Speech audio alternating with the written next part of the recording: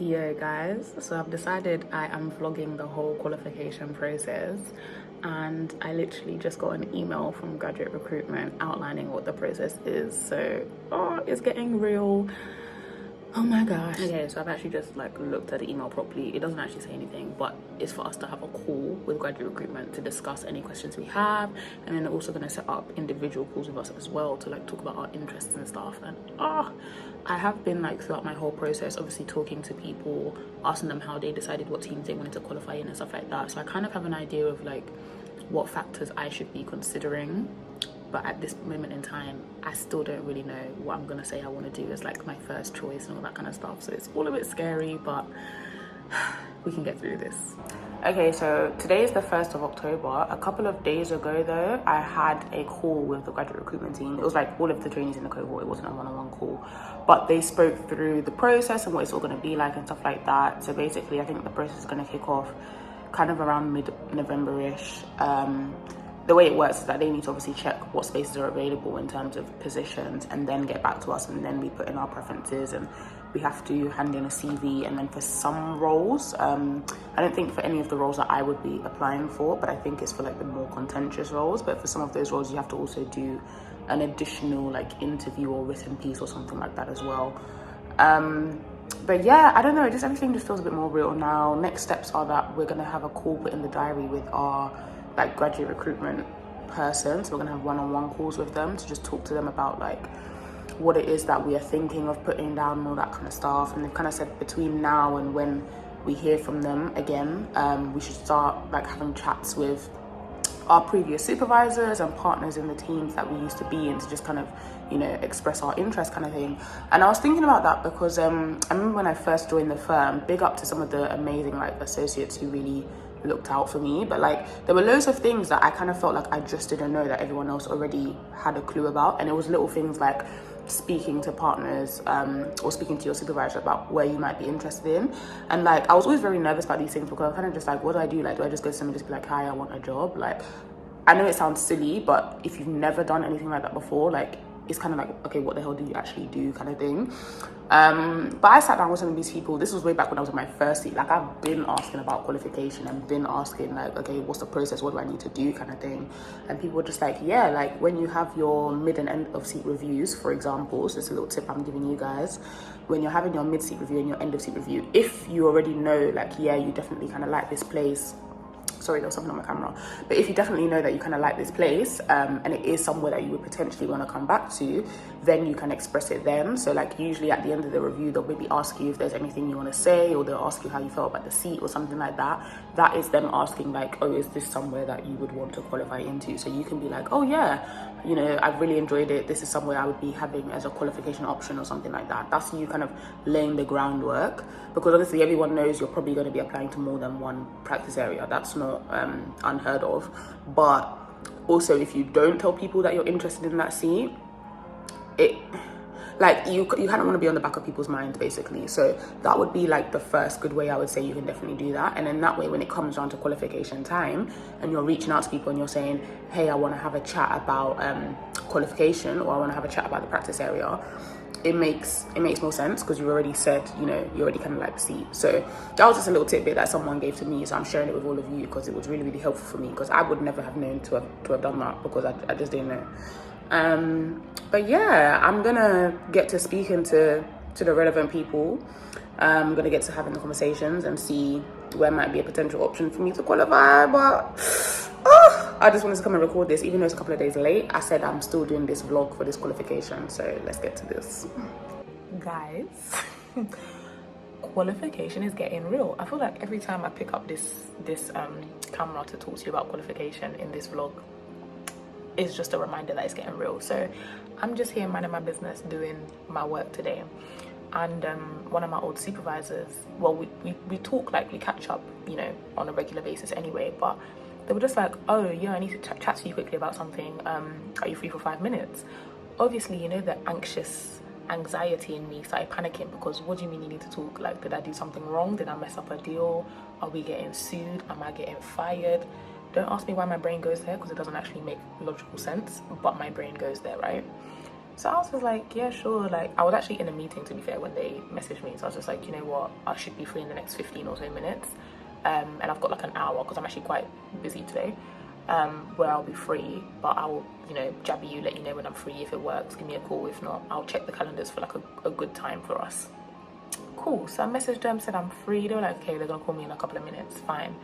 They called me, not them being like, yeah, so, you know, between me and you, like, we want you back in the team kind of thing. So where's your head at? I said, first of all, thank you.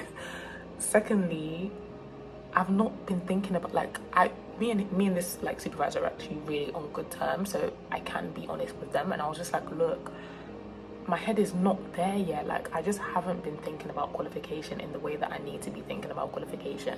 But now that you've had this call with me, give me a week, I'm gonna be serious. Like, I'm gonna start putting calls in the diary. I'm gonna start talking to people, talking to my friends who have just qualified, talking to junior associates, talking to partners and teams that I've worked with, because I need to, you know, obviously start to like think about what kind of lawyer do I want to be and where do I see myself growing, like what team do I see myself growing in. But it's just like the whole call just really like, it kind of spun me, because obviously the qualification thing is getting real, basically. That's all I'm here to say. So I think next steps for me are I've actually got a call with my trainee buddy who's now a qualified associate, but when I joined the firm, that was who was assigned to me. So I've got a call with her on Friday anyway. That was just to catch up, but I think I'm going to use that time to talk about qualification as well. I'm going to reach out to a couple of other people who I know who are either junior associates or who've just qualified, and then I'm going to reach out to a couple of partners in the teams that I am interested in, just to have conversations with them, and just to go through some of the questions that I think would be important to ask. But yeah, I just wanted to share that with you. Like, it was just really surreal for me. But yeah, qualification, I think the road starts today on the 5th of October. Okay guys, so step one of me actually being serious about qualification was me engaging my 2 non-legal friends to actually like speak about it, because I just like to get an impartial third-party view sometimes. So the main thing that I took from them is to kind of think more long-term as opposed to the short-term, right? So long-term being, what kind of person do you want to be in the future? Like, what are your post-law ambitions? Or like, even if you're trying to get a partner, like what type of lawyer do you want to be? Like all that kind of stuff, as opposed to short-term being, you know, like, oh, who in the team did I like the most? Or like, what deals or what clients did I like the most? Because people in the team always change. Like in the legal industry in particular, people are always moving around. And even clients, like clients can come and go, clients can change, you know, like law firms do not always have the same clients all the time. Obviously the idea is to retain clients, but it just doesn't always work like that. So just kind of thinking more in that kind of way. And I think with that, well, I've got another call in a couple of days with my trainee buddy, like I said before, but I'm going to speak to her just for more like of the legal perspective of what to do. But I feel like I've got a bit of clarity now. I kind of know what I want to do. I kind of know what makes sense. And then from there, I can start checking like which partners I need to be speaking to, because obviously particular partners arrange or actually decide basically in terms of qualifications. So I can start doing that. But yeah, I'm serious now. Okay, so I just had my second qualification call with graduate recruitment. This one was a one-on-one call. The first one I did the other day was a group call. And in this one, we just kind of spoke about what my initial preferences are. Obviously, nothing has been put down officially yet, but just kind of where my head is at, what I'm thinking. Some tips and advice on how to kind of reach out to people in your team, supervisors and all that kind of stuff if you are interested in those teams. And then also what my CV should look like as well, because when we do eventually submit our applications, we put in a CV as well. So that's a lot for me to think about today. Like I said last time I came on here, I've got quite a few calls with different people, like just different friends that I've made over the different teams I've been in, to just talk generally about how they made their qualification choice and what I'm thinking and all that kind of stuff. So when I'm done with all of that, I will then sit back and kind of analyze with the kind of pros and cons list and what I'm thinking, and then I will actually make my CV and I will share how I'm doing my CV with you. Obviously I can't share any, you know, confidential information or any clients or anything like that, but I'll just kind of share the structure of how I'm doing my CV and things like that, in case anyone's interested and in case it's helpful for anyone when they're going through their qualification process. So I'm feeling a lot more settled now. I kind of feel like I know what I need to do. And we were told that we would find out where we're going to qualify by the beginning of December, which is really nice for me because I'm going back to Ghana at the end of December. I turn 25 in January, so it'd be really nice to kind of have all of that finalized before I go and party. Do you know what I mean? But I'm excited. I'm looking forward to this. Okay, so I had another really amazing call with an associate friend of mine, and my key takeaway from this call is that to help me personally with my decision, because I'm kind of at a point where there are a couple of teams that I really like, in the sense that I know I like to work in both of those teams. I know I like the culture of those teams. And notice I say culture, not necessarily people, because one thing about law in particular is that, you know, the retention rate is typically quite low. Like, people move teams or move to different law firms or move in-house or move to different careers all the time. People are changing like every 2 years, which often means that when you train in a team, by the time you qualify there, those people might not actually be in the team.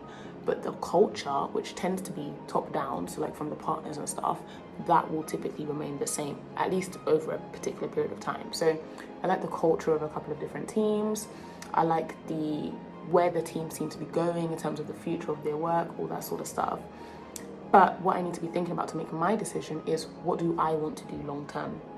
So they gave me some really cool tips, which I find really helpful, but just kind of thinking about, you know, do I want to become a partner? And not even in like a fixed sense of the word, but like, is that something that I want to do? Do I want to use law as a stepping stone to go into something else that's completely non-legal? Do I want to go into another role? Do I want to move to another firm? Do I want to go in-house? Like, just thinking about all of those different things. So I'm going to do a little bit of lifestyle planning, lifestyle design, which I love to do, to think about what I want my future to look like in the legal industry, as a lawyer, as Steph, and all that sort of stuff.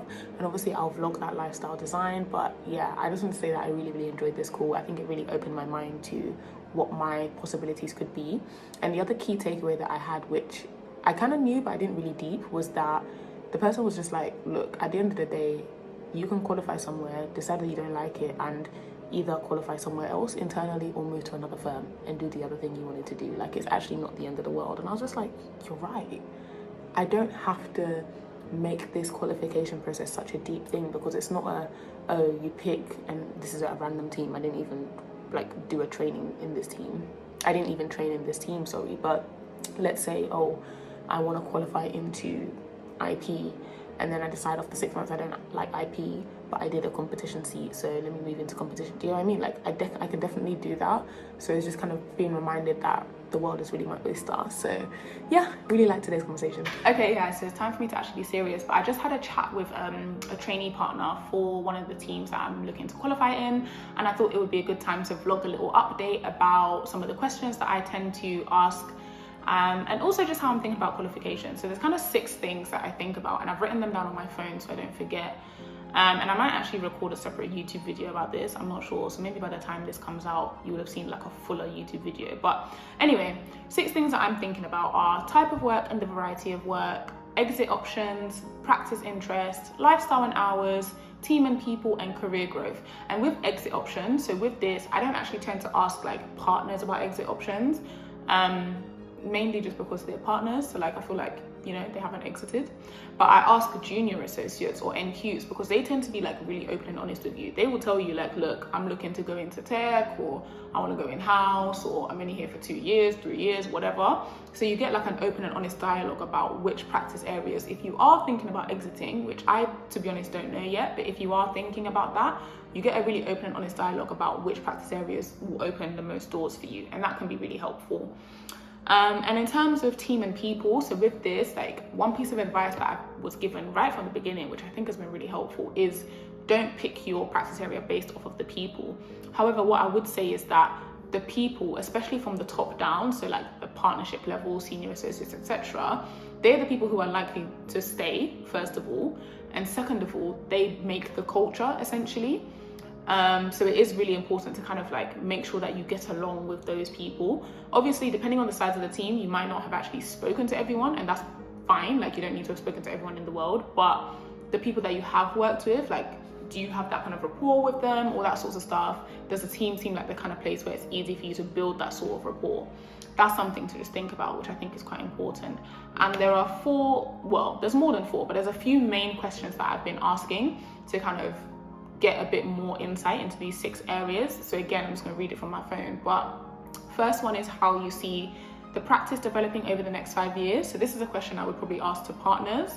And partners love that question because they love talking about their work. When you talk to a partner about their practice area, right? Like, it's their pride and joy, it's their baby. So I think they really enjoy when you ask these things because it shows you're enthusiastic. And for me personally, I would ask it because it helps me see, A, what kind of lawyer am I likely to be, because whatever work they're doing is the work that I'm going to be doing, right?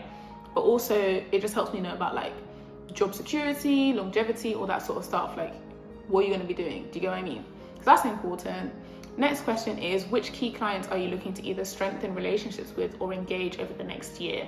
Again, it kind of feeds into the first question, but it's more just about me knowing what are you planning to do in the future, because then if it aligns with like what I want to do, then great, we kind of match. If not, then I need to look elsewhere. Do you get what I mean? Next question, what do you see the level of workflow being like now that the pandemic and effects of Brexit are over? Do you think it will continue to be busy? So this one is very specific to the time, but for those of you who don't know, like 2020, 2021, record-breaking years for majority of the law firms, right? Especially the commercial law firms in London, great year for them in terms of work. Obviously in terms of like other things, it was not the best year, but like in terms of deal flow, really good year. So the question is that going to continue? Obviously, it will have to go back to a normal, but like, what does normal look like? Does that look like enough work for us? That sort of thing. So just understanding that. And do you have any plans as a team to expand via lateral hires? I again find this question quite interesting, more so just because lateral hires are usually when you want to build out a business, right? So you bring in some expertise from somewhere else, and they maybe bring some clients, or they'll bring a particular knowledge because you're expanding that area. So that again is useful for me to know, because you might bring in someone who is doing something that I love and I want to do. So that's something that's helpful, right? And then final question is, what opportunities are there for secondments at the junior level? Now, this is very personal to me. I want to go on secondment. I think client secondments are a great opportunity for you to develop in your legal career. So I think it's great. And some teams do more secondments than others, so it's just something to ask. But if you're not that fussed about secondments, then it's not something you need to really check on. Do you get what I mean? Like, I don't think they take away any points from you for not asking about secondments. It's just because I want to go on secondment, so that's why I would want to know, is that an option or not? But yeah, that's what I've been kind of doing, and that's what I'm going to be doing over the course of the next like week or so, until we actually get the list of which practice areas are hiring and what we can do and all that sorts of stuff. And then I will get down to the nitty-gritty, sort out my CV, and yeah.